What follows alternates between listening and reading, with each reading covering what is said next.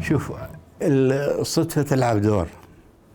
أنا جاني واحد عنده سيارة، قال له أبو تحسين تعال شوف العالم صاير بيها، شوف هاي السيارات قاموا ينقلون أغراض مع الحكومة مع الأهالي. فقلت له خلينا نروح. طبعا بالمناسبة الحدث صار باب اللجنة الأولمبية، والصورة كانت معلقة بالشارع على الشارع العام. الصورة أنا ما قدرت، إيش قد حاولت أفتحها مع أكو طفل شوي رفعته فتح لي إياها. فالحدث صار بال9:30 حوالي الصبح. وي وي وي وي وانا قلت اول كده.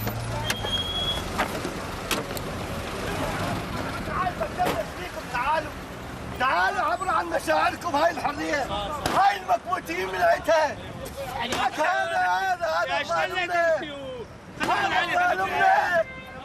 هذا جاني واحد ذربي طويل صاحب سيارة بيضة برازيلي، شاف الحدث وقف صور وحكى،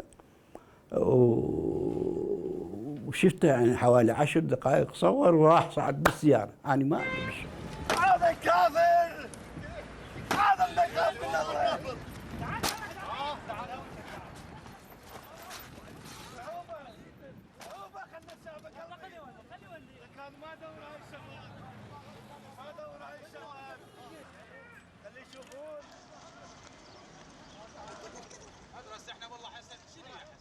قالتها، فكان جوابي عليه قلت له هذا ثوبكم مو ثوبي. أنا رجال شيوعي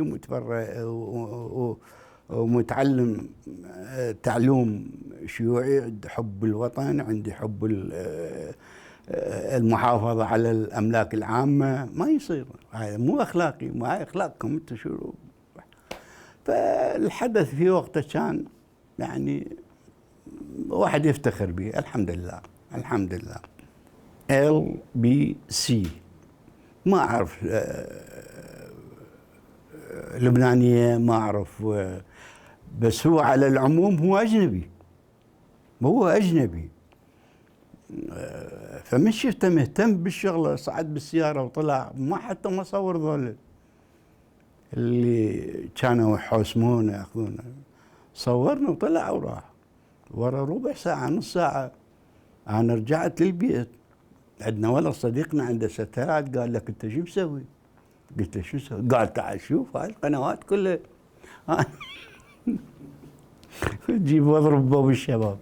اي هذا كافر، هذا اللي يخاف من الله. فمن صارت هاي الأحداث وأني أضرب وهذول جماعة الحرس الشعبي، الجيش الشعبي، يضربون على الطائرات. والظاهر صدام حسين بعده موجود بالأعظمية الساعة ب7:30 8 صدام حسين بالأعظمية كامش مسدسه وش اسمه، وصار هذا الحدث. ف يعني اعتبروه محللين سواء بالداخل أو بالخارج، قالوا هذا بيان أول لسقوط نظام صدام حسين. فاجأ نظام الحكم السابق في العراق الجميع بانهياره السريع، وخالفت طريقة سقوطه جميع التوقعات التي حاولت قبل اندلاع الحرب التكهن بالكيفية التي سيتم بها هذا السقوط. صار الحدث قبل سقوط الصنم بساعات، طبعا الأكراد كردستان شافوا الحادث باعتبار عندهم ساتلايت وعندهم شو اسمه. فمعظم الناس اللي شفتهم بأربيل قالوا احنا مش شفنا الحدث، مش شفنا صورتك، طلعنا للشارع وفرحنا بسقوط نظام صدام حسين.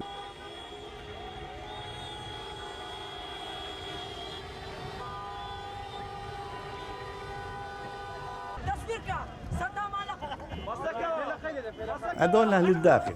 أما أهل الخارج، عندي أصدقاء بالخارج قالوا أجلنا كل مشاريعنا ولقاءاتنا واجتماعاتنا ورحنا على السفارات العراقية الموجودة كل من أبو لندن راح للسفارة العراقية بلندن، أبو هولندا وش اسمه اعتصموا باب السفارات قالوا سقط نظام صدام حسين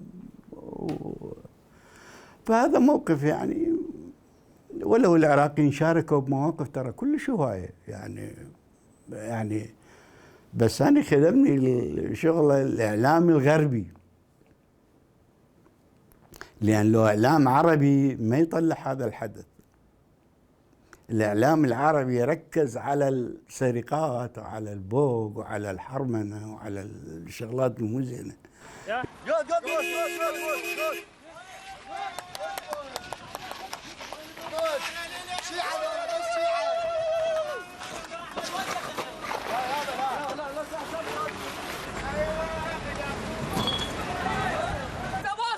وهلا ابو سنك بوسه بوسه بوسه. هاي دعايات بحثية، رادوا يشوون سمعتي وسمعة الموقف وبكل طريقة. الإعلام البحثي هسه دا يشتغل، إعلام البحث دا يشتغل وهسه متغلغل بالصحافة ومتغلغل بالإعلام ومتغلغل بالقنوات التلفزيونية. لذلك يبررون هاي الشغلات، ولا ماكو ندم على مجرم حرب قائد قتل بالملايين من العراقيين. 1,000,000 جندي انقتل بالحرب العراقية الإيرانية، 500 انقتلوا وتعوقوا بحرب الكويت، بالإضافة للاعتقالات والقتل بالشيوعيين وغيرهم. حلب راح منعته 5000، الأنفار راحوا منعتهم ذاك الحساب. فيعني هذا رجل يتمتع بالإجرام، متشبع بالإجرام، لذلك هذا كان استحقاق النعاد. قبل ما يسوي، بعد ما سوى وياي لقاء بهولاتي رفيق السروان، والإعلام ركز على البيت، الصحافة وش اسمه دائما يجون البيت بالليل فصار معلوم عند المنطقة أنه هاي المنطقة كلهم باحثين، حي المهندسين يسمون باحثين، وعندهم ستلايت وشافوا هاي الأحداث استهدفونا. في وقتها كان كاكا مسعود هناك موجود ببغداد، فرحت لهم. ويجوا وياي جماعة من الاتحاد من حزب الديمقراطي، شافوا آثار حريق قال لي هسه تروح الكردستان وين ما يعجبك. كاكا مسعود قال روح لأربيل وش اسمه، فرحنا لأربيل. تعرف العائلة هاي أول مرة وعندهم علاقات ببغداد بين أهلهم وناسهم، ما صارت الشغلة. كان إمام جلال الله يرحمه ببغداد، رحت عليه بالمباشر قلت له طقت روحي وماني مستهدف، قال لي تروح هسه السليماني.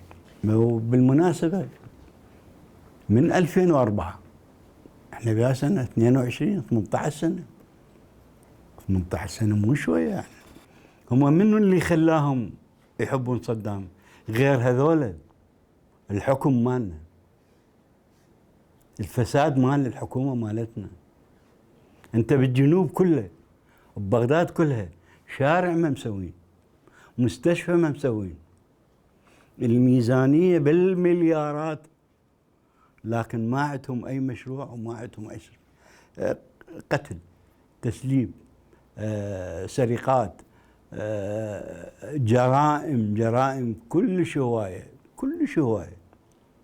ومعظم اللي يقوم بهاي الجرائم هم البعثيين كتبرير لنظام صدام حسين.